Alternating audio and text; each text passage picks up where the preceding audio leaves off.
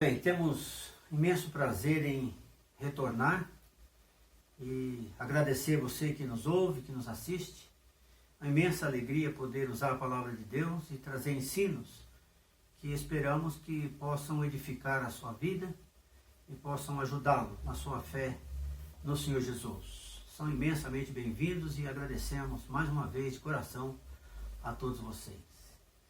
Temos tratado esse assunto sobre o Deus absoluto e para esta ocasião gostaria de usar um versículo, ou melhor, dois versículos do Velho Testamento e vamos partir desses versículos para continuar esses ensinos acerca da pessoa do nosso Deus.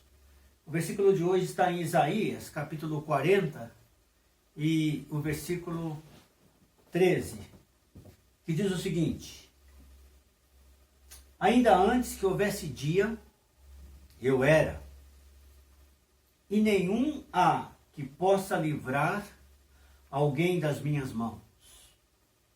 Agindo eu, quem o impedirá? É um versículo extraordinário, é um versículo tremendamente impactante, porque ele, na sua mensagem, ele é muito claro. Quando Deus falando, ele diz assim: e nenhum há que possa livrar alguém das minhas mãos. São palavras que servem para mostrar como esse Deus é realmente um Deus absoluto. Nenhum há que possa livrar alguém das minhas mãos. Há um versículo lá em Hebreus, capítulo 10, que fala sobre esse aspecto da pessoa de Deus. E no versículo 31 de Hebreus 10, a Bíblia nos diz assim: horrível coisa é cair nas mãos do Deus vivo. E aqui Isaías está dizendo que nenhum há que possa livrar alguém das minhas mãos, diz o Senhor. E aí o versículo conclui-se dizendo o seguinte: agindo eu, ou seja, a ação de Deus, agindo eu, quem o impedirá?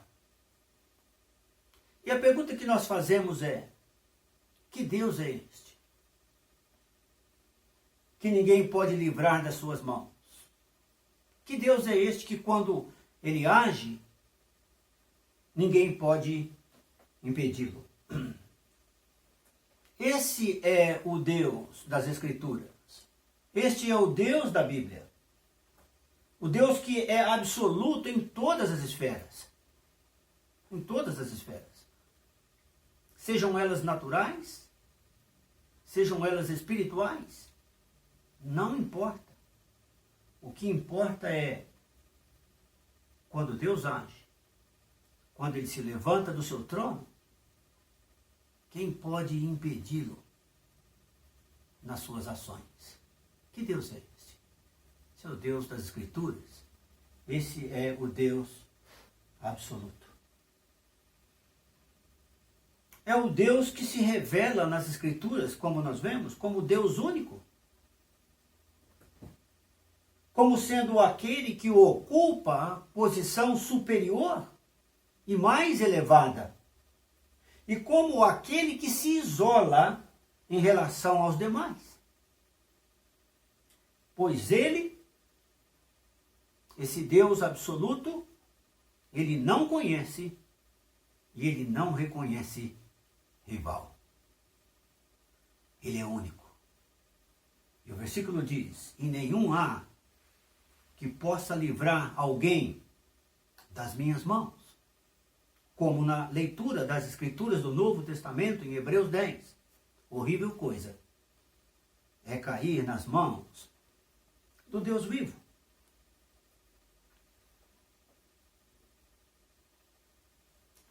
Ainda em Isaías 43, tem um outro versículo, versículo 10. E nesse versículo o Senhor diz o seguinte, falando ao povo judeu, ele diz o seguinte: vós sois as minhas testemunhas, diz o Senhor, com o meu servo a quem escolhi, para que o saibais e me creais e entendais que sou eu mesmo. Agora note bem as palavras finais do versículo, que dão-nos esta ideia desse absolutismo de Deus, desse Deus único, desse Deus sem igual. Ele continua dizendo, e que antes de mim, ou seja, na eternidade passada, no tempo que já se passou, e que antes de mim Deus nenhum se formou. Nunca houve, na eternidade passada, em momento algum, na história, nunca houve outro Deus. E o texto aqui é claro, o Senhor dizendo, e que antes de mim, Deus nenhum se formou.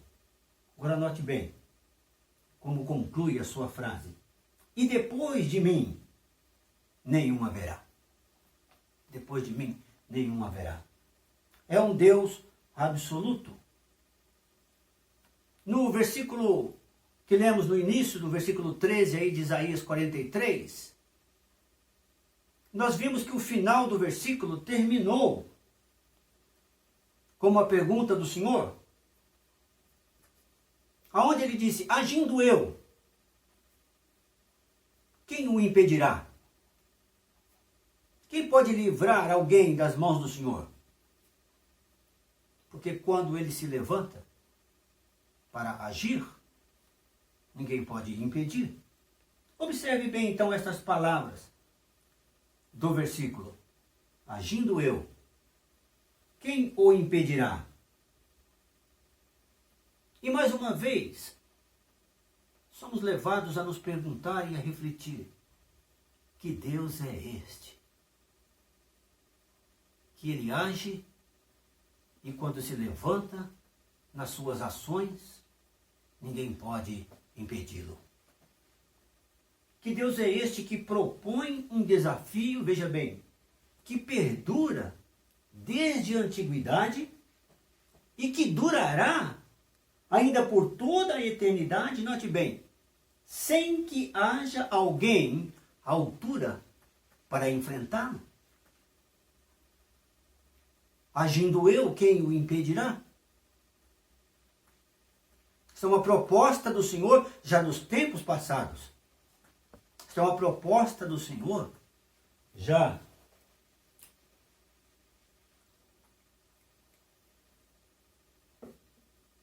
pelo tempo que há de vir.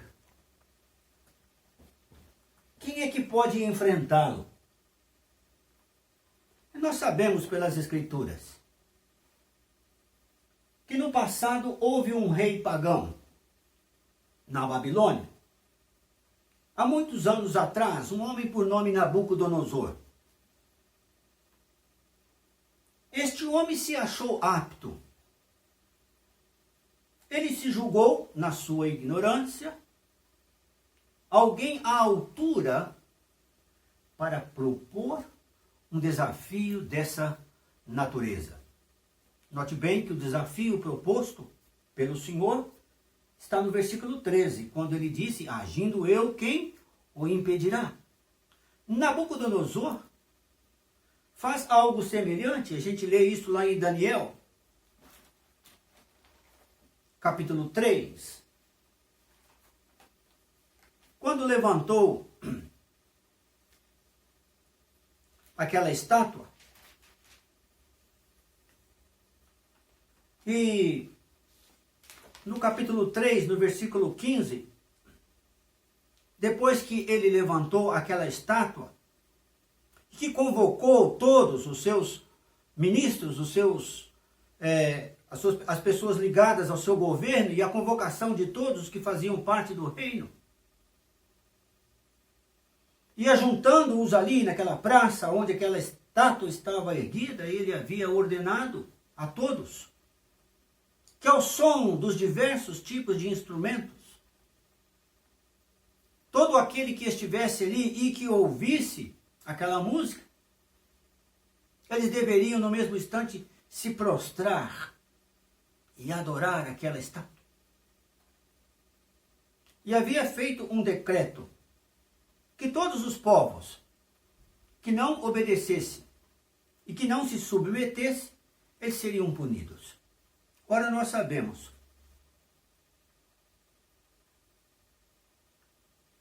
que houve ali pelo menos 3 que as Escrituras nos oferecem ensino sobre eles, que não se curvaram nesse momento. E alguém foi e delatou-os ao rei Nabucodonosor. Quando ele soube, versículo 13 diz o seguinte: então Nabucodonosor, depois que tomou ciência do fato de que havia 3 homens que não se curvavam à sua estátua, então ele ficou irado e furioso e mandou chamar Sadraque, Mesaque e Abednego e os trouxeram a estes homens perante o rei. E falou Nabucodonosor dizendo-lhes: é verdade, ó Sadraque, Mesaque e Abednego, que vós não servis a meus deuses, nem adorais a imagem de ouro que levantei? Agora, pois, a advertência do rei: estai dispostos, e quando ouvirdes o som da trombeta, do pífaro, da cítara, da harpa, do saltério, da gaita de foles, prostrar-vos-ei e adorareis a imagem que fiz. Porém, se não adorardes, sereis no mesmo instante lançado na fornalha de fogo ardente. Agora veja bem a conclusão que ele levou ao assunto. E quem é o Deus? E quem é o Deus? Eu acho que ele bem se enquadraria naquela expressão lá de Atos capítulo 17, ao Deus desconhecido, porque ele não conhecia esse Deus. Porque Nabucodonosor diz assim: e quem é o Deus que vos poderá livrar das minhas mãos? Ora, vocês viram conosco Isaías 43 e 13. Que das minhas mãos, disse o Senhor, ninguém pode livrar. E ele lança esse desafio. E quem é o Deus que vos poderá livrar das minhas mãos?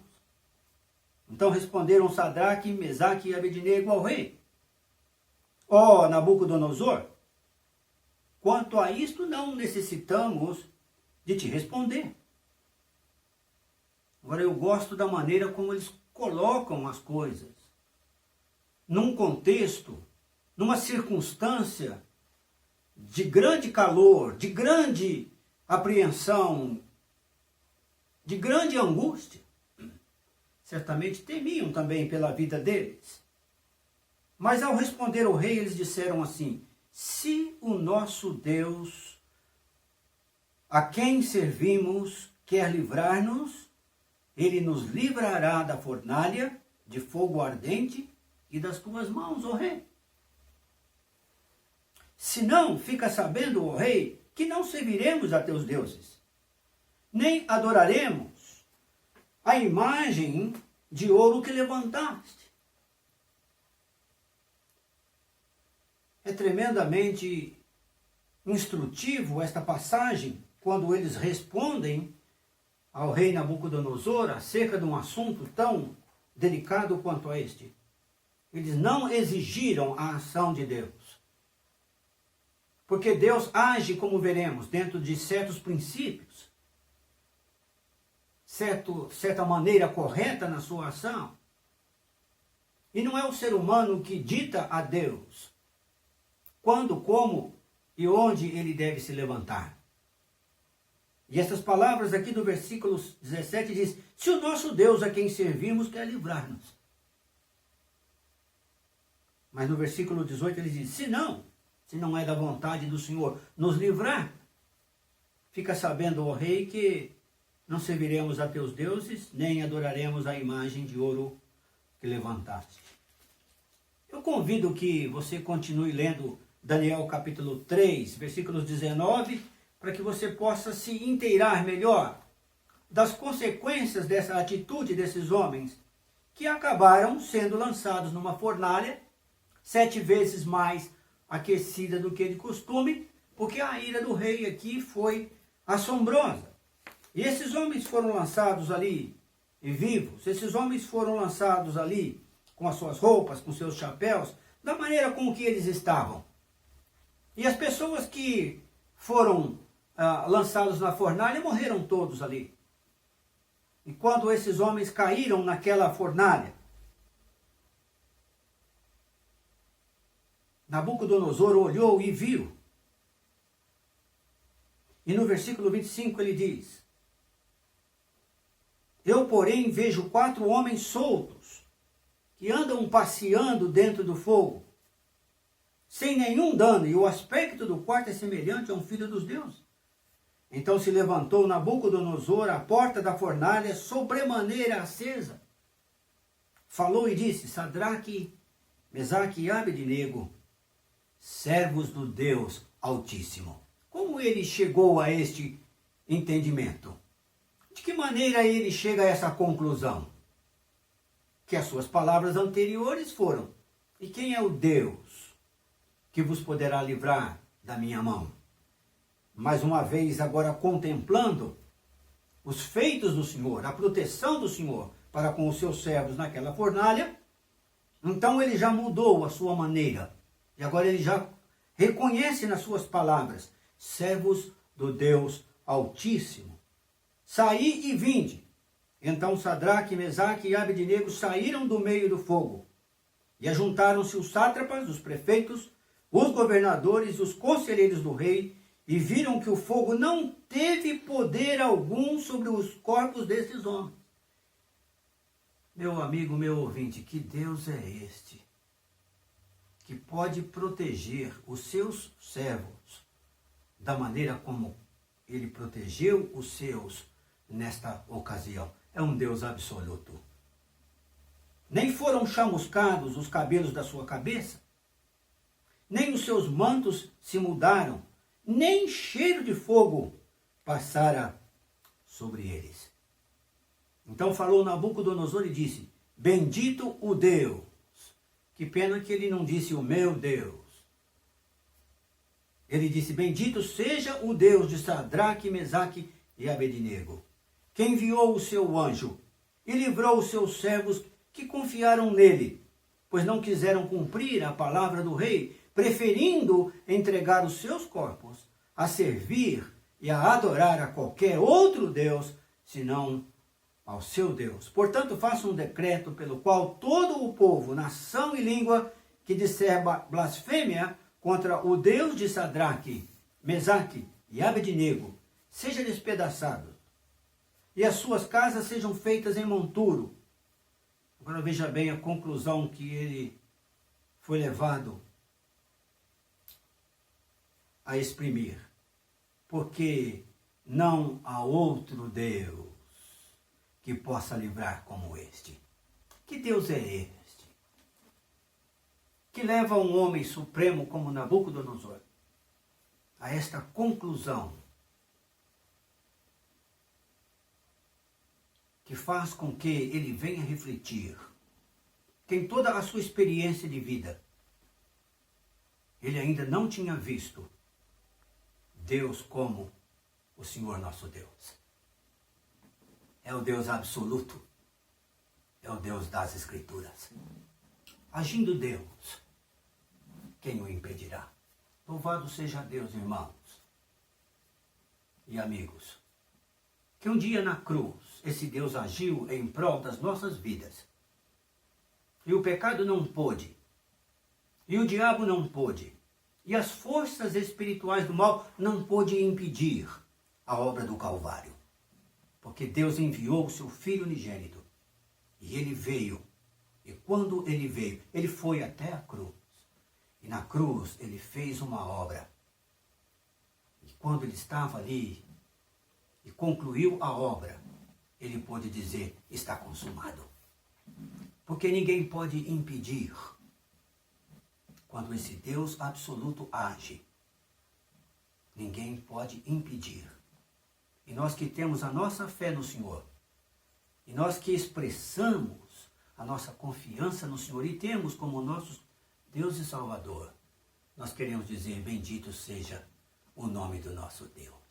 Se porventura, amigo, você ainda não tem esse Deus na sua vida, É por meio da pessoa de Cristo Jesus que você poderá centralizá-lo e aceitá-lo como seu Deus, o Deus absoluto. A Ele toda a honra e toda a glória.